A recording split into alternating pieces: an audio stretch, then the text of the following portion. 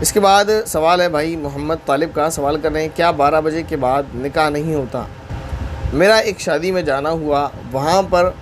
یہ مسئلہ پیش آیا کہ جب نکاح کی بات شروع ہوئی کہ نکاح پڑھایا جائے تو لڑکی والے یہ کہنے لگے کہ اب 12 بج چکے ہیں، اب نکاح نہیں ہوگا، اس کے بعد کا وقت ہو جانے دیں، 1 بجے یا 2 بجے کے بعد نکاح ہوگا۔ کیا یہ بات درست ہے؟ کیا 12 بجے سے 1 بجے کے بیچ میں نکاح نہیں ہو سکتا ہے؟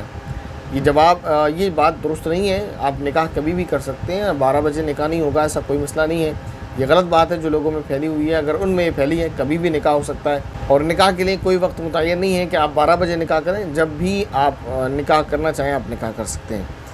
اس کے بعد کہہ رہے ہیں کہ میرا ایک اور سوال ہے، وہ یہ ہے کہ کیا مہر معاف ہو سکتا ہے؟ وہاں یہ بات بھی چل رہی تھی کہ مہر معاف کرا لیا جائے دلہن سے، لیکن میں نے کہا کہ اسلام میں مہر معاف کرانے کا کوئی کانسیپٹ نہیں ہے، تو کیا میری بات درست ہے؟ آپ کی بات تقریباً درست ہے۔ یہ شرم نہیں آتی لوگوں کو کہ مہر معاف کرانے کا سوچتے ہیں یا مہر معاف کرواتے ہیں۔ میرے ایک بات سمجھ نہیں آتی، زندگی بھر اپنے آپ کو مرد اور مردانگی کی باتیں کرنے والے، اس وقت ان کی مردانگی کہاں مر جاتی ہے اور کہاں ان کا مرد مر جاتا ہے جب وہ عورت سے مہر معاف کرانے کی بات کرتے ہیں۔ بے شرمی کی انتہا ہے، اور مجھے ایسے لوگوں کو جب وہ بات آتی نا مرد اور مردانگی کی، تو ایسے لوگوں کو مرد کہنا اور اچھا نہیں لگتا۔ میں نہیں، جو یہ سوال کرے نا کہ کیا بیوی سے مہر معاف کرایا جا سکتا، تو میرا دل نہیں کرتا کہ اس کو یہ کہا جائے کہ تو مرد ہے۔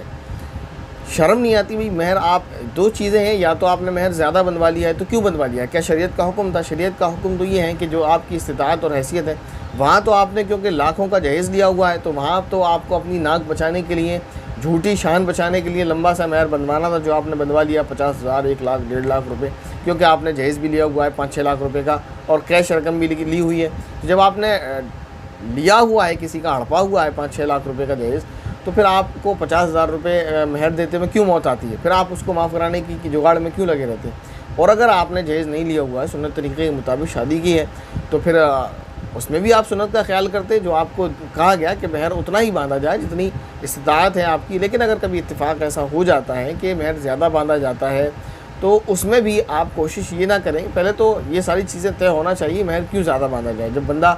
کماتا ہی 8 سے 10 ہزار روپے، تو اس کا مہر کیسے آپ 50-60 ہزار روپے باندھ سکتے ہیں؟ تو ان چیزوں کا خیال رکھنا چاہیے۔ لیکن بہرحال اگر بیوی اپنی خوشی سے جب معاف کر دے تو معاف ہوتا ہے، اور معاف ہونے کا مطلب یہ نہیں ہے کہ آپ اس کو گھر لائے، اب اس کو پہلے سے کان میں ڈال رکھا ہے کہ مہر معاف کرنا ہے، یا اس سے کہہ رہے ہیں مہر معاف کر دو، یا لڑکے کی گھر کی جو عورتیں ہیں وہ اس سے کہنے لگیں،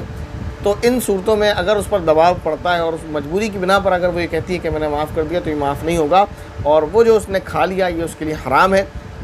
لیکن اگر شوہر نے وہ مہر جو عورت کا حق تھا اس نے اس کے ہاتھ میں دے دیا کہ یہ آپ کے مہر کے پیسے ہیں، 10,000 ہیں یا 20,000 ہیں، یہ آپ کا مہر ہے، آپ اسے رکھ لیں،